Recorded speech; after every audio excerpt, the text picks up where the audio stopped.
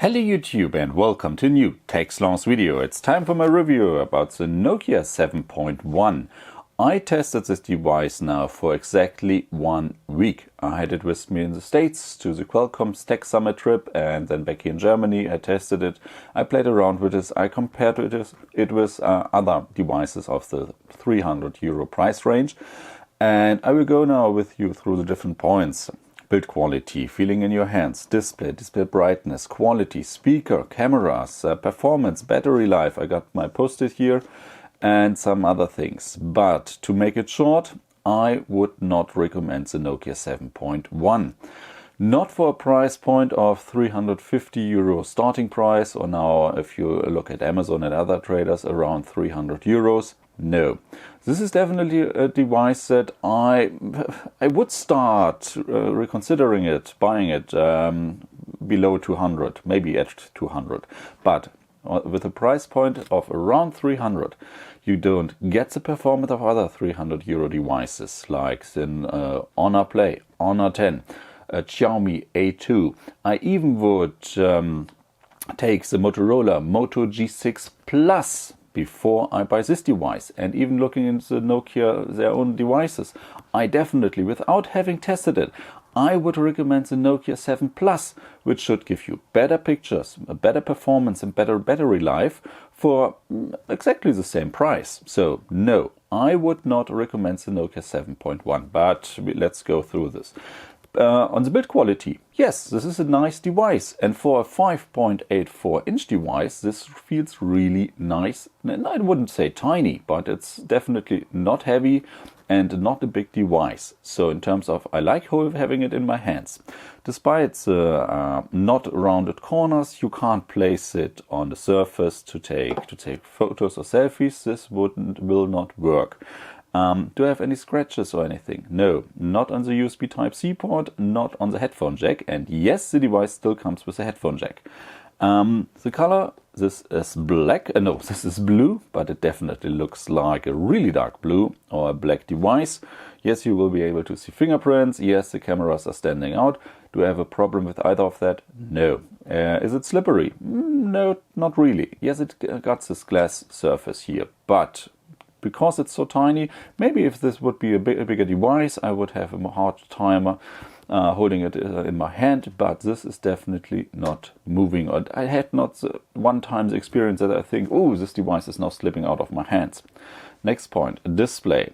The display is okay. Here and there I think maybe it's a little bit bluish if I look at the side. Viewing angle are maybe just mediocre, not really that nice, but display brightness was good enough. I was always able to see something. I wouldn't read with the device at the beach, but it was okay. Colors are nice, and looking at a video on it, no problems. So display, definitely okay. We get speakers. We got one mono speaker down here, which is just average. You will be able to listen to the radio, hear a video, listening to the news, even if water is running. Yes, it gets loud, but it's just not that loud, it's just sufficient. And also the audio quality is just sufficient as well. This is for a €300 device, it's okay. I only get slightly vibration if I turn up the volume up to 80, 90 and 100%. So play gaming with this device, no problem. In terms of speaker volume, it's okay if you look, if one person looks on the display, but 2 or 3 people, this is not fun. Next point, cameras. And here I have to say, big plus point, the main camera on the back side. If you got enough light, you get really nice pictures. This is something also on Hawaii. I was able to take really great pictures with the device, where I have to say, yeah, this is sufficient for my holidays. Yes, but front-facing camera pictures, not really. This is just a 5-megapixel front camera, and you will notice this. If you will have a hard time to get this really nice Instagram pictures out of this. Portrait mode, it supports one, but it's not really working that well. So front-facing camera is just not really something nice. Back camera, if the lighting conditions are good, you get good pictures, but nothing more. Video, not so much. The colors in a video are way too bright, and you don't get OIS, no optical image stabilization and no electronic image stabilization. So forget about taking videos while moving the device or moving yourself around with the device. Now, performance. There's the point where I have to say this is definitely not enough. Of course you can do your normal stuff, but here and there apps take not a minute, but a couple of seconds to load. If you switch between apps, they are often, the animations, UI animations, are not smooth. Yes, switching between the home screen and the Google Now cards, this works, but in the moment yes, this is not a smooth animation here. And if someone tells me this device got a Snapdragon 430 or 435, I would say yes, definitely yes. But now it doesn't. It comes with a Snapdragon 636, and this is definitely not the performance of other 636 devices. And I mean, Nokia can't blame it or you can't blame it on any their own UI, their own user interface, their own software, because this is an Android One device. This got vanilla Android on it. So I don't know why this device feels often so slow, often got a couple of lags. Maybe it's a software thing, but this is not the performance I'm willing to pay 300 euros for. And I don't know why it's that. Yes, of course you can live with that. Yes, of course you can live with the camera quality. Definitely.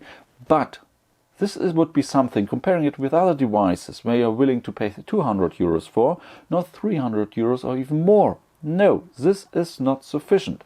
Another thing that's also not sufficient is the battery life. We got a 3060 mAh battery built in, and it's just not even mediocre. I don't really like the battery life here. 1 hour of Netflix streaming, auto brightness, 15%.